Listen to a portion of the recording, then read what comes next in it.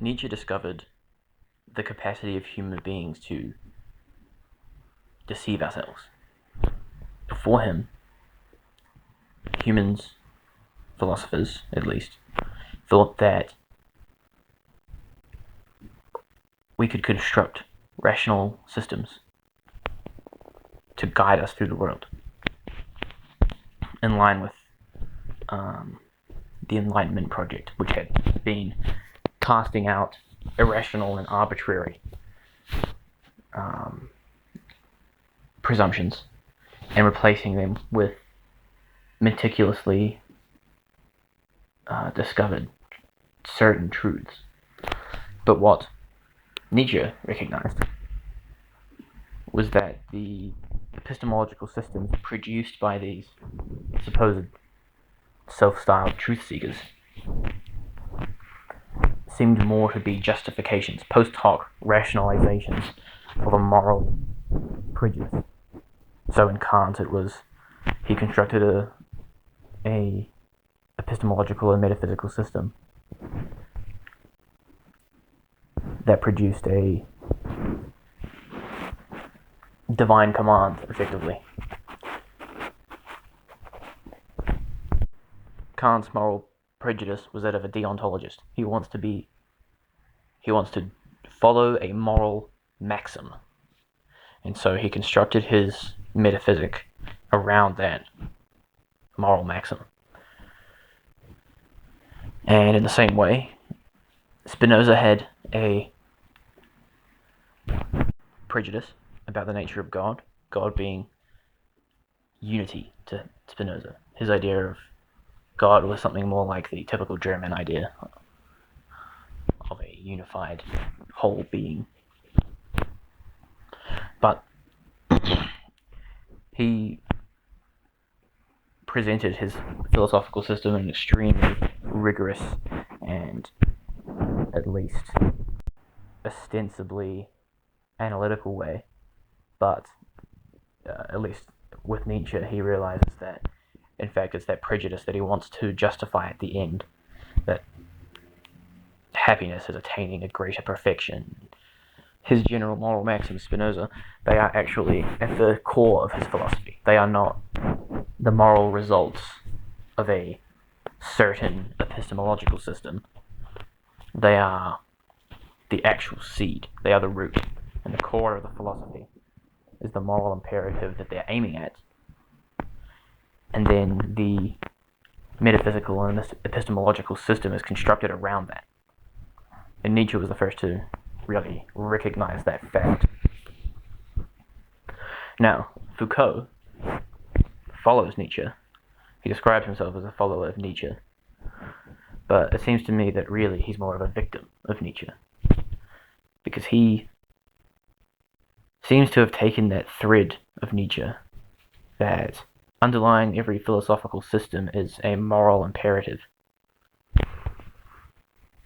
and that moral imperative is highly tied up with power games, power dynamics, which is another central aspect of Nietzsche's philosophy, which was borrowed by Foucault. Now, the reason I describe Foucault as a victim of Nietzsche rather than as a follower of him is that he seems to have fallen prey to all of the snares set forth by Nietzsche. Nietzsche is characteristically indirect in his explanations of his own opinions. He tends not to describe his philosophy, but to overturn all of the alternative philosophies. And he only hints poetically at what the truth is. But if there's anything that can be said for certain about Nietzsche's philosophy, it's that power and the will, the individual will to power, is central. So then Foucault takes off from where Nietzsche ended, and he thinks, okay, well, most of our epistemological systems are post hoc rationalizations for the moral imperatives of their authors, and we know that those moral imperatives fundamentally can be reduced to Nietzsche's master and slave moralities. And then Foucault, using that rubric that underneath every epistemological system is a master or slave moral intuition, he starts to analyze other philosophies and types of knowledge, in particular science. And he looks at it through what he considers to be a Nietzschean lens, where he tries to see power dynamics playing in the background, where supposedly truth is being generated. But Foucault lacked the breadth of knowledge and psychological insight of Nietzsche. Nietzsche was permitted to perform his philosophy, for he had a deep and rich knowledge of history. He had an intact and robust historical sense. And he had the capacity for personal psychological insights, which is something that Foucault did not possess, at least not on the degree that Nietzsche did. And so in his assessment of science, for instance, he determines science to be nothing but rationalization. He tries to perform Nietzsche's operation on science, but unlike Nietzsche, he doesn't respect the accomplishments. Even Nietzsche could respect Plato. Plato, someone who created a dogma and a supposed foolproof epistemology that really produced in turn Christianity. Christianity, according to Nietzsche, models itself after Platonism. Even Plato, though, because of the consistency and the rigor and the magnificence of Plato's system, actually respected Plato. Foucault, however, doesn't respect science, even though science has had unbelievable accomplishments. If we're going to analyze Plato in terms of Nietzsche's will to power and conclude with Nietzsche that Plato has produced something of value, and when the end results of Plato's researches were nothing but pure ideas, then for Foucault to take Nietzsche's stance and analyze science, there could be a significant moment of appreciation for the incredible technology that has been produced by science and the extension of the will to power, which has been accomplished by it. And that is certainly the case. So Foucault should clearly recognize the impact of the truth of science. Science can't just be undermined. You have to recognize that science has effects, in the same way that Nietzsche could recognize that Platonism has effects. Nonetheless, you may say that at the bottom they are deluded. That whatever Plato was trying to gain by producing his dogma was, in the end, nothing. It was wishful thinking. He's wishing for his own perfect world. So, with Foucault, ironically, in his analyses of other philosophers and his attempts to reduce them to power dynamics, he in fact constructs his own dogma. He forgets Nietzsche's typical style of not saying his opinion, hinting at it, gesturing at it. Or, really, Nietzsche doesn't even tell his opinion in many situations. He simply presents the situation as all of the current great thinkers have thought of it, and undermines them all.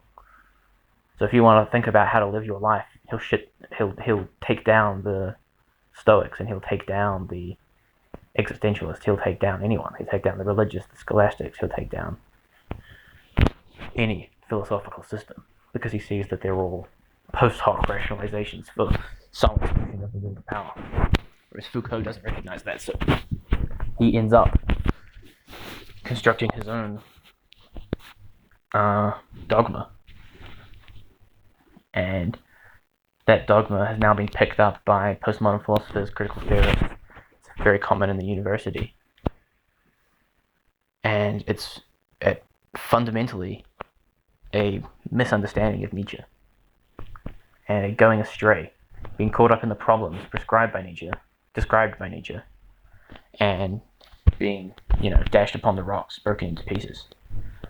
Foucault simply didn't have the metal for it. He couldn't effectively reduce the systems he studied into power dynamics. The power dynamics he uncovered are unproductive in there. He suggests nothing to do with them, unlike with Nietzsche.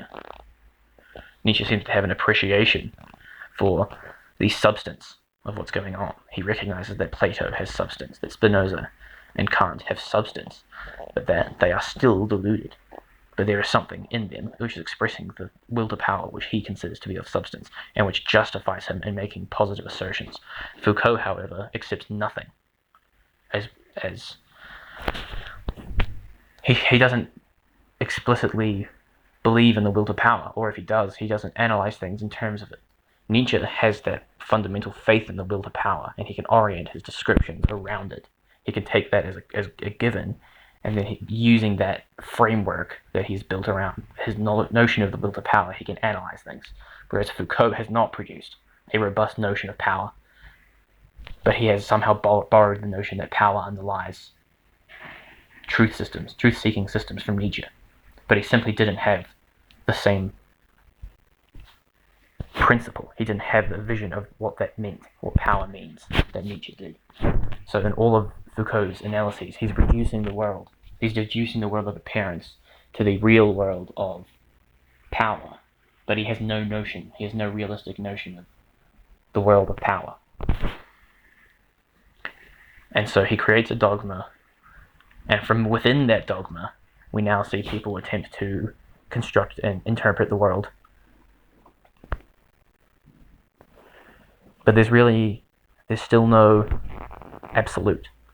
We realize once we start undermining people's statements, when I read a book of science and I start to think, what was your moral motive in writing this book, rather than what is the truth which you're saying with your words? When I start to do that, I realize that pretty soon I lose trust in anything, and that nothing remains. There has to be some principle that I take on board, that I see as self-evident, with which I can analyze things. Otherwise, my project becomes nothing but dissolving meaning into just madness. There's nothing. If Foucault wanted to get that message across, then he should have put down his pen and studied with James Joyce, attempting to write something along the lines of Finnegan's Wake. Something experimental that breaks things apart. If that's your stance, if that's Foucault's stance, then he might have gone down that path. But it seems to me that he's just another iteration of the Plato or Kant or Spinoza that Nietzsche decried, which is someone who starts with a moral maxim and around it orients his epistemological system.